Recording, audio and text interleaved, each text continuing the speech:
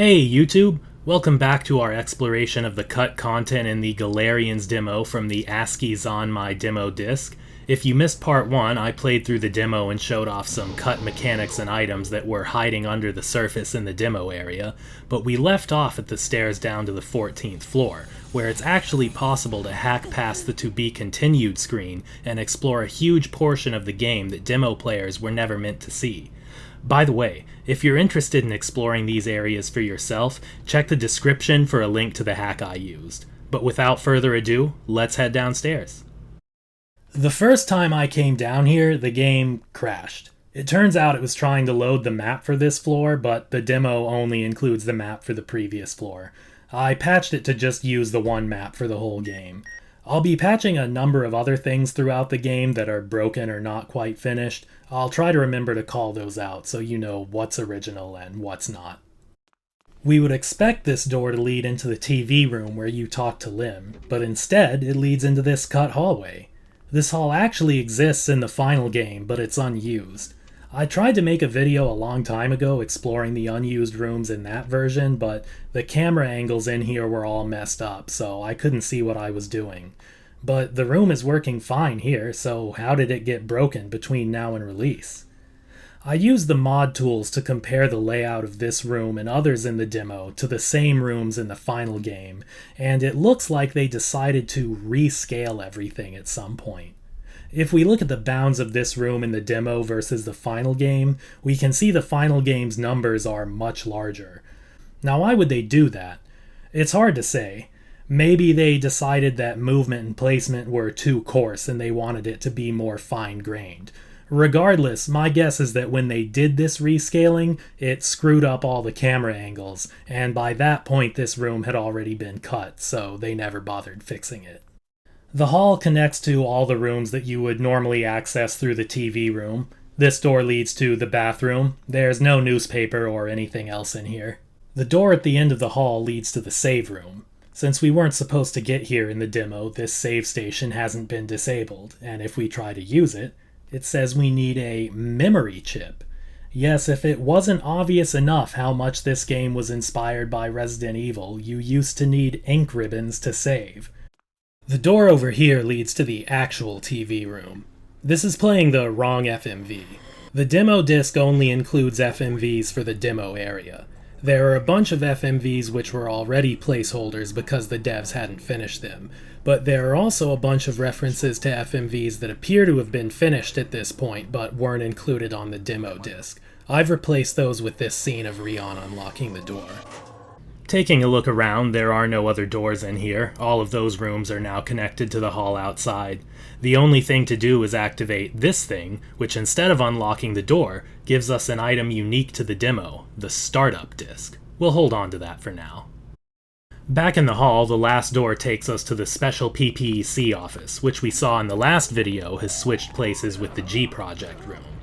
We saw in part 1 that red is ideal for fighting guards in the demo, but unfortunately I'm out. So let's fast forward through several minutes of me kiting these guys around and taking pot shots with Nalcon.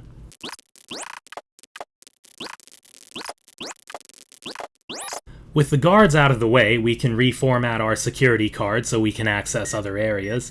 We saw upstairs that the code is the same as the final game, so we'll plug it in and get the new card. There's also a door in the back, the one that was missing from the G Project room. We can unlock it and head through. It's interesting that even though they swapped the special PPEC office in the G Project room, they chose to leave this room on this floor. Also, why were these doctors in here when the room was locked from the outside? Were the guards playing some sick prank on them? That's messed up, man. Anyway, there's an item in the back. It's a memory chip. Notice that the model says 14F on it. It looks like there was planned to be one memory chip per floor. One of the disabled triggers we looked at upstairs was probably for the 15F chip, which exists in the files but isn't placed anywhere. Now that we have this, let's see if we can save. The memory chip isn't an item you have to use. In fact, it doesn't even show in your inventory. All we have to do is use the save station, and now it asks us if we want to save. The save menu looks pretty similar. I got confused here for a minute because the button prompt is actually wrong. You have to press square to confirm, not circle. Once I figured that out, saving seemed to work just fine. But if we can save, can we load? Well, the first issue to address is that there's no load option on the main menu. Fortunately, the actual menu still exists, and with a small patch, we can access it. The option menu just crashes the game, so don't click on that one. Movie Test lets you preview the game's FMVs. At this point in development, it's more of a debug menu than the gallery we get in the final game. But let's try continue. Our save is still there, and it loads just fine. It's great to see that this feature is working in the demo code. Now we can go back and use the reformatted security card to get into the next hall. There's no Lilia cutscene in the demo, just this doctor we have to fight to get the pharmaceutical factory key, another item unique to the demo. Heading back down the hall, we can find the door to the factory. And it crashed. In the final game, we encounter the first mech enemy here. It does seem to have been placed here, but unfortunately it's completely unimplemented with no AI and no model. I ultimately had to remove it from the room to get things to load. The layout downstairs is the same. We have to dispatch a guard and then we can check out the save room. We already used our memory chip, so we can't save. We'll have to find the one for this floor. Across the hall, the computer room looks much as we remember. There's no key on the desk over here and no lamp puzzle to solve, so we can proceed directly to the computer where we'll find the control room key. The box on the wall also has the test lab key. Next stop is the main hall, which also crashes because there's a mech in here too. After removing it, we can see it looks mostly the same except for the armory door, which is lacking its unique design. We have a few options, but let's start with the test lab. This room looks pretty similar, but there are 2 doctors instead of 3, and the 2-headed snake is here by the door instead of in the back. The 3D model isn't implemented yet, but if we activate it, we get this image of it floating there. As it turns out, you have to scan it to pick it up. I think that's kinda neat. There's some force suspending them in these things, and Rion has to use his psychic power to pull them out. But there's one more surprise lurking back here. A whole extra door. This is another cut room that still exists in the files of the final game. In that version, the door we just came through is locked from this side, which makes a lot more sense, because coming here now allows us to bypass the entire 2-headed animal puzzle and go straight to the boss. But as long as we're here, let's start by checking out the door at the end of the hall, which is locked with the security card. The final game introduces us to the arabesque enemy here, but in the demo we instead encounter the rabbit enemy. Actually, this is another room that crashed on me because this enemy is unfinished, but unlike the mech, the rabbit does have a model, so I just patched the game to skip his AI. On this card in the corner, we can pick up some Apollinar. Well, not really. That is what the text says, but what we're actually picking up is a second copy of the G Project report. If you're not familiar, Apollinar is an item that causes you to immediately short out, in case you need to explode some enemies' heads. Outside of messages, I don't think Apollinar is actually implemented in the game, so it seems like it was a fairly new idea at this point. Back outside, we'll head through the other door, which takes us to the hall with the stairs up to the Lim boss fight. There was another mech in here that I had to remove. We're not done with Stage A just yet, but while we're here, let's pay Lim a visit. The layout of this room hasn't changed, but there is some interesting stuff in here. Lim is chilling in the back with no AI. We'll leave him alone until we're ready to leave. As expected, we can't use the elevator until we deal with him. But there's an interesting little mystery over here. In the final game, when you activate this computer, it plays FMV file M16, which is the video leading up to the Lim fight. But in the demo, M16 plays when you activate the black sphere in the middle of the room. When you activate the computer, that plays M18. What's M18? Well, I don't know. It's the only FMV referenced in the demo code that doesn't exist in the final game. And as I mentioned earlier, all the FMVs outside the demo area were removed to save disk space. Man, I can't believe we lost a whole FMV just so somebody could play a demo of True Love Story 2. But we've got another surprise. After the FMV, you get the picture of your parents. We already saw it wasn't in the computer room, apparently you got it here. And it's an actual framed photo, not a file. I like the placeholder art. The robot with lipstick is labeled Mother, and the mustachioed man is labeled Father. By the way, a finished version of the model exists in the Final Games files. Here's what it looked like when it was done. We don't want to leave Stage A yet, so we'll come back here later. Remember this door over here you can never open? You can open it! I really don't understand what they did with this door in the final game. Like, if they wanted to cut it, they should have just removed it entirely. Why have a door you can never open? Through the door down the hall, we encounter another cut hallway that connects the previous room to the room where you get the research lab key. It's easy to see why they cut it. There's nothing in here, so it's just an extra step to get to the next room. This room serves the same purpose, but the layout is quite different. We'll dispatch the doctor, and then we can find the research lab key on the table here. If we use the computer, we'll see we need an item. A scan shows that this is where we use the startup disk that we got from the TV room. Plugging it in gives us Rion's test data. The background graphics glitch out a little here after we close the file. I'm not sure what's causing that, but it doesn't seem to hurt anything, and it goes away when the camera changes. There's nothing else in this room, so let's make our way back downstairs and check out the control room. I don't know what this weird machine thing is. It doesn't do anything either. Once we take out the doctor, we can also see there's an extra door in here. It's locked from the other side and leads to the hall with the stairs up to Lim. We'll hit the switches to unlock the armory in Lim's office and then go to the research lab. We'll fight one doctor in here and then grab the two-headed monkey. This room also has an extra door, which is also locked from the other side and also leads to the hall with the Lim stairs. The next stop on our list is the armory. I again had to remove the enemy in this room. There are some minor differences in lighting and the placement of the mechs in the background, but it's mostly the same. We'll grab the two-headed wolf and then head to the last unlocked door in the main hall. We would expect this door to lead to the snake, eagle, wolf, monkey room, but that room doesn't exist. This is just a bathroom. The room at the end of the hall is mostly the same, but it's got an extra row of seats in the middle. Instead of the test lab key, we can find the 13th floor memory chip. We don't really need to save, so let's head to Lim's office and get the final statue. Not much has changed here. We can get Lim's notes. This is the last file in the game for which the file contents actually exist. We'll also grab the two-headed eagle. We can pop out to the balcony real quick, but there's no cutscene and no items, so let's unlock this door and use the statues. This puzzle works the same. We put the statues in, the door is revealed, and we enter this long hallway. I didn't have to remove the mech from this room. There was no one in here to begin with. At the end of the hall, we'll find two guards in this room, one of whom is already dead. Desperate to conceal his crimes, the other guard attacks us, but we'll take care of him and check out the computer.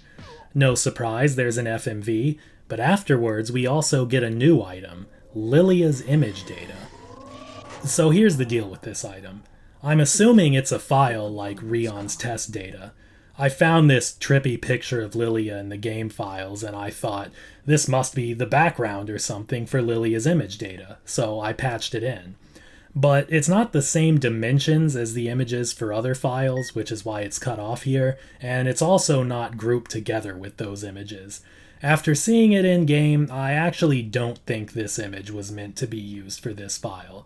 That does beg the question of what it was for, because it's not used anywhere. Regardless, I'm pretty sure now that this patch is wrong, so here's what it looked like before I changed anything. It does have its own model, although part of the texture is a placeholder. The text says Lilia. Now, in part 1, when I showed the item icons and I filled in placeholders with icons from the final game, eagle-eyed viewers may have noticed that I used one icon twice. In the final game, this is the icon for the picture of your parents. But I mean, just look at it. That's definitely Lilia. The whole icon looks exactly like this model, except with an actual picture of Lilia instead of a placeholder. You can even see how the marks on the left side of the icon line up with the indentations on the left side of the model. To me, it seems pretty clear that this icon was made for Lilia's image data, and later they repurposed it for the picture of your parents. With that, we're almost done with Stage A. We can unlock this door, which leads back to the main hall. The other door takes us to the hall with the stairs up to Lim. We can see the extra 2 doors that lead to the control room and research lab, and they can be unlocked from here. Back at the elevator, we've got a bit of a problem. We need to kill Lim to get the eye for the retinal scanner, but we can't do damage to enemies with no AI, so I had to patch the trigger to let you check Lim while he's still alive. A small change, and nothing's happening. What gives? Every item in the game has an ID number, and the game has a flag for each ID that it uses to keep track of which items you've picked up. It turns out that the code is bugged and sets the wrong flag if the item ID is greater than 31. Because of that, when we picked up the 13th floor memory chip, that set the flag saying we'd picked up the eye, so the game thinks we already have it. This logic is actually kind of redundant because every pickup trigger tracks its own flag to keep you from picking up the same thing twice, so I just cut the buggy code entirely. With that out of the way, we can finally pick up the eye. Look at that! It's an actual item. It's even got a model and inventory icon. All we have to do is use it on the elevator. I did have to fix a couple more things here. The elevator was locked with the pharmaceutical factory key instead of the eye, which was definitely a mistake, and it didn't actually take you to Stage B after the FMV. A couple more patches, and on we go. From this point on, the game is very unfinished. There are no more enemies or NPCs of any kind, and there are a lot of rooms with broken camera angles, sometimes to the point that you can't even tell where you are. This stage in particular only has a few small differences from the final game, so I'll be breezing through some of these areas. The front door is locked as expected, so let's head around back. The cameras outside are completely screwed up. For the most part, I'm not going to bother fixing cameras because there are too many and it's too time consuming, but I did patch one here that was using the wrong view because I was completely lost. Even afterwards, it took me ages to find the door. The back door key is still in the car, so we'll grab it and make our way through this acid trip of perspectives to the back door. You might notice that I've got a few empty slots at the beginning of my inventory. Unlike the final game, the demo has a separate icon sheet for each stage, so my remaining Stage A items are invisible now. We'll continue through the kitchen to the hall and then the bathroom. We can immediately get Mother's Ring by scanning the sink, unlike the final game, where we have to progress the story a little more before this interaction becomes available. In the next bathroom, instead of the second floor key, we'll find the doorknob in the tub. In the next hall, when the camera changes, we get a view looking at the hole in the floor instead of where we're going. It's a straight shot though, so we can just keep running forward to get to the next hall where we'll check out the living room. The Metamorphosis painting is still on the couch here, so we'll pick it up. Further down the hall, we can check out the pool room. It might look like there's no pool table, but it's actually just invisible, and if we try to interact with it, we get this neat placeholder image. Normally the doorknob would be here behind the bar, but we already have it. We'll come back here after we get the billiard balls for the pool table puzzle. Lastly, we've got the save room. We still have the memory chip from the 13th floor, so let's go ahead and save it. Nothing else to do now but use the doorknob on the broken door in the kitchen. The doorknob trigger wasn't finished, so I added a little code to make it work, and now we can continue into the main hall. Let's unlock the front door, if we can find it, and then head upstairs. Through the first door is the office, where we'll grab the bedroom key. Next is the library. Normally there's a puzzle here where you have to put Mother and Father's rings in these slots on the wall to move a bookshelf, but it isn't implemented, so we can go straight to the hidden room. We'll use the computer to get the FMV, but there's no 3-ball here. In fact, the 3-ball doesn't exist at all. You only need the 9-ball for the pool table. I'd actually suspected that the 3-ball was a late addition to that puzzle. This is the inventory icon sheet from the final game. If you look at the way items are grouped, it's all Stage A items, then all Stage B items, then all files, and then these 3 tacked on at the end. I assume those were added late. By the way, if you've played Galarians and you're thinking to yourself that you don't recognize these 4 items, it seems that they were memory chips, the items needed to save in the demo. I found those items in the files a long time ago, but I never knew what they were because their inventory labels were placeholders, but they use the same models as the memory chips in the demo. The fact that these items are still present in the final game makes you wonder how late in development they decided to cut the idea of saving with memory chips. One more thing in here. We need to make sure to activate this shelf. There's no indication that there's anything important here. In fact, it doesn't acknowledge that you've done anything at all. But this shelf enables the trigger that allows us to raise Dr. Pascal's car from the pool.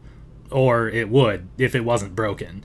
The trigger is supposed to check if the flag is set, and set it if it's not, but the line that's supposed to set it actually just checks it again. This is a mistake the devs made in a few different places. A small patch, and now we'll be able to get the 9-ball when we're ready. Next is the hall with the hole in the floor. The whole jumping thing isn't implemented, so we can just glide right over it. Into the next hall and then Rion's room. The spot for the painting is here, but you can't use it. There is some code in place for the secret hatch it opens, but it's still pretty unfinished, and I decided it wasn't worth the effort for something that still exists in the final game. The door in the corner leads to the balcony.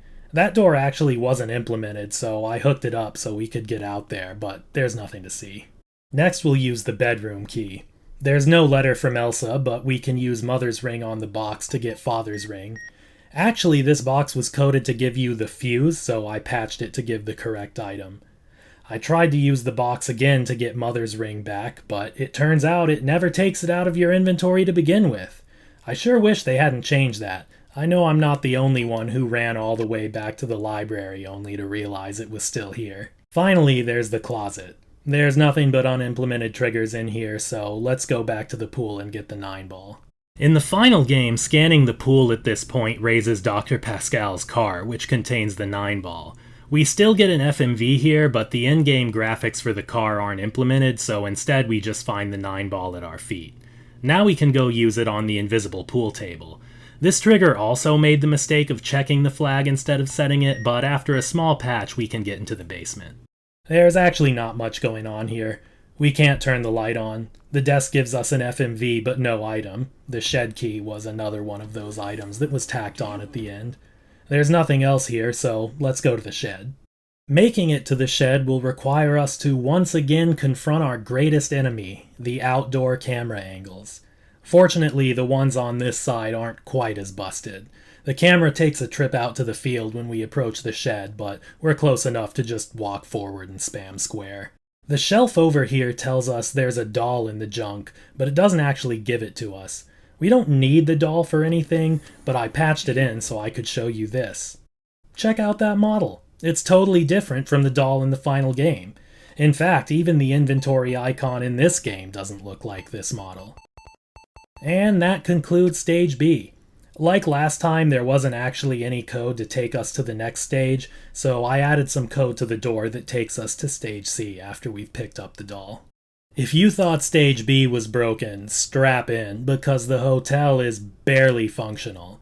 I was eventually able to find the doors by feeling my way around the walls, but all of them say that we need to talk to the guy at the front desk, who notably does not exist.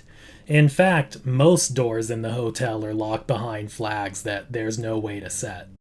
Up to this point, whenever we've been blocked by something that was broken or unfinished, I've tried to fix it so that we can do something in-game to progress, but there's just not enough here for me to work with.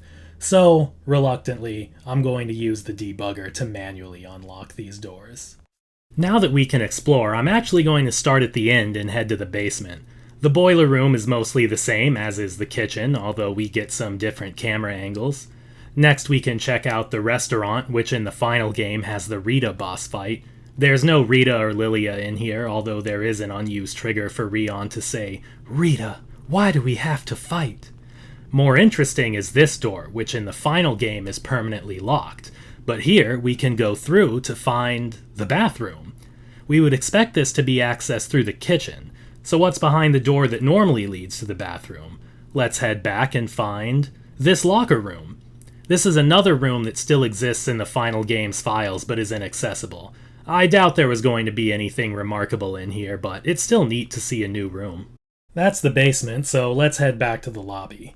We'll try the save room first, which tells us it's locked with the key to the supply room. That's right, key items in Stage C. Imagine!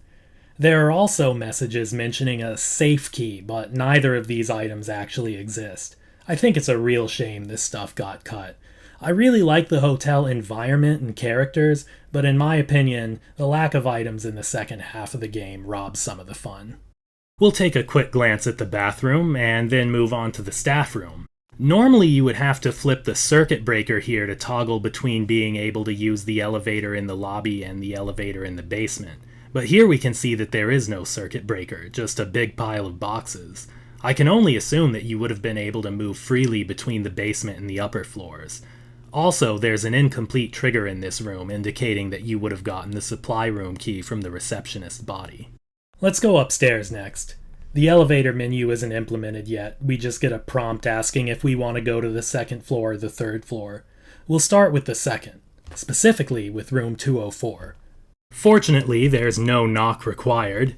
The layout is the same, but the posters scattered around are totally different.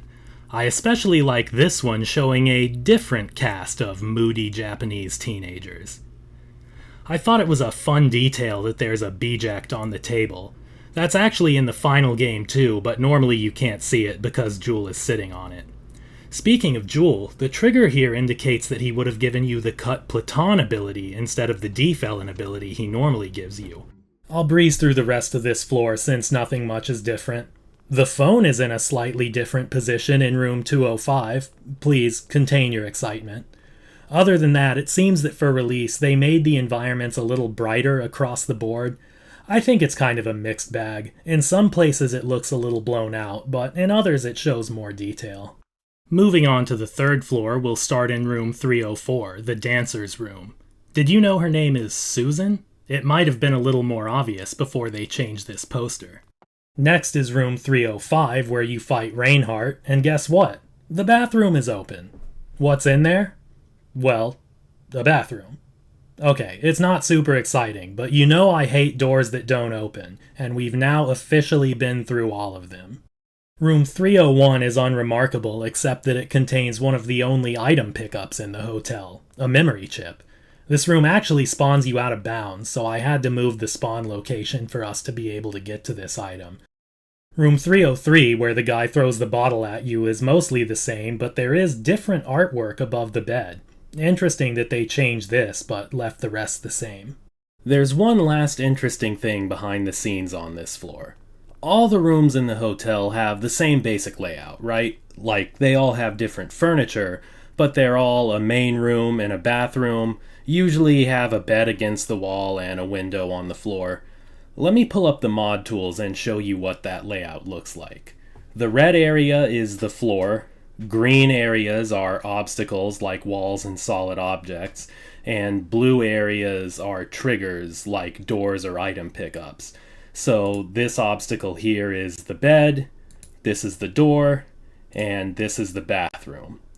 Right now we're looking at a room on the second floor, but if we go to a room on the third floor, it's completely different. Every room on the third floor has this same layout, which doesn't match any of the backgrounds. There's this round thing in the middle of the room, and then some vaguely triangular structure at the top, and there's no bathroom. I have no idea what the stuff in here is supposed to be, but clearly there was a different plan for the third floor at some point. Well, there's only one room we haven't been to yet, and that's the save room, so let's take our memory chip downstairs. We might as well save it while we're here. Funny enough, the save slot actually says Mushroom Tower, as if we're in Stage D. And with that, we're at the end of our journey. I wish I could tell you that we're about to get a look at an even more broken Stage D, but it's not to be. There are some Stage D files on the disc, but they're all just copies of Stage A files, so it seems like the Mushroom Tower hadn't even been started at this point. Man, this thing turned out much longer than I anticipated. If you watched all of it, you are a true Galerians fan, and you can tell your friends I said that. But even if you didn't, I hope you found what you saw interesting. At this point, I feel like I've done all I can with Galarians in terms of cut content, so I've started digging into another game. The research does take time, especially when first starting on a new game, but I hope you'll stick around to see what's next, because I know there's more cool stuff to find. I'll see you then.